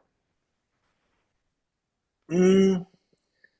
So It's a little bit tricky because you have to fit into a compilation taste, and so we never could bring our most beloved songs on compilations. Like when we should choose a song which should be on a compilation, it should be ska soul in a way. But the guy, for example, Matzke, he wanted ska.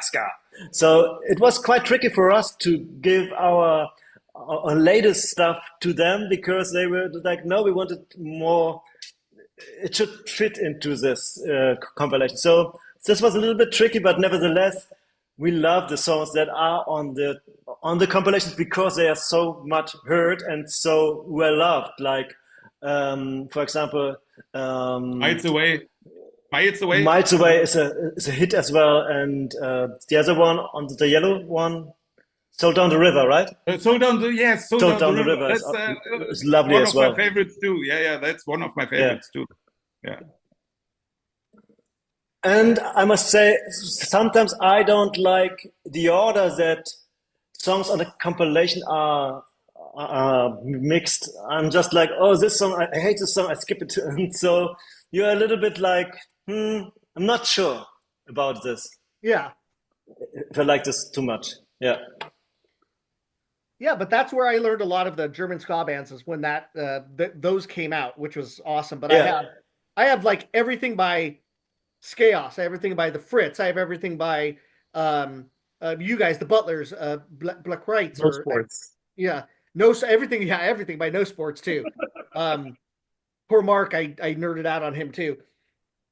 But everything from all those bands, of course, the Lodgers, Messer Bonzani, all those bands that I mentioned earlier of the Germany. Yeah. Everything. I have everything by them. But that's how I learned about stuff. And German ska has always been my go-to. It's just, I just love the music of it.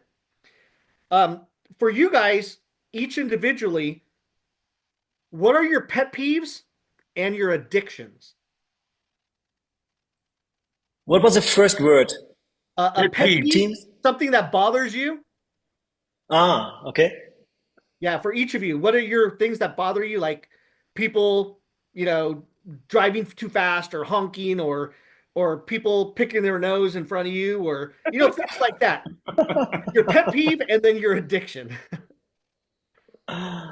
Okay. Wow, that's a deep question I never suggested I would be asked.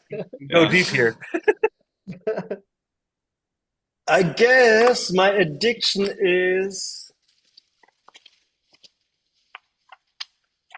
great asses. Oh, yes. And I hate. Wow, my pet peeve. So, what's your addiction? Then I can think about my addiction. Yeah, think about it. I have to think about it too. About the other thing. But addiction is between making music and playing football. I still playing football and watching football. So this music and football is a kind of addiction what I have. Going on concerts, I am involved into the music scene still now because I'm working for some bands and back office and all that. And what I most hate is if the people are not listening or forget something what I said. When I say something about the next show and they ask me an hour later where are the shower, where are the towel server, but I told you an hour before, where's your hat? So it's not really a thing, but if they don't listen to my words, that's not that good. Nice. What position do you play in football? Are you forward or are you halfback, fullback? No, I went back because with the in the age, so from the striker down into the defense. So I'm the captain of my team. It's over 50 because I'm over 50 now, and so we play each other. It's a huge league in Berlin, and a lot of teams, and so we played in a higher league, and I'm in the defense now. Nice. Okay. But I started as striker. Okay. I hate people who rush down the streets or avenues in my home area with full speed. I really hate it. Sometimes we got some crazy dudes who are renting Lamborghinis, Ferraris, and stuff like that, and they're and I just couldn't imagine if there would be a kid. It's disaster. So that's really what I hate, because it's quite. It gets more and more people who want to show off with their cars and their speed. Wow, I hate it. You should get some concrete and make a speed bump. Absolutely. Slow them down. All those cool spike strips. Yeah, that would be fun.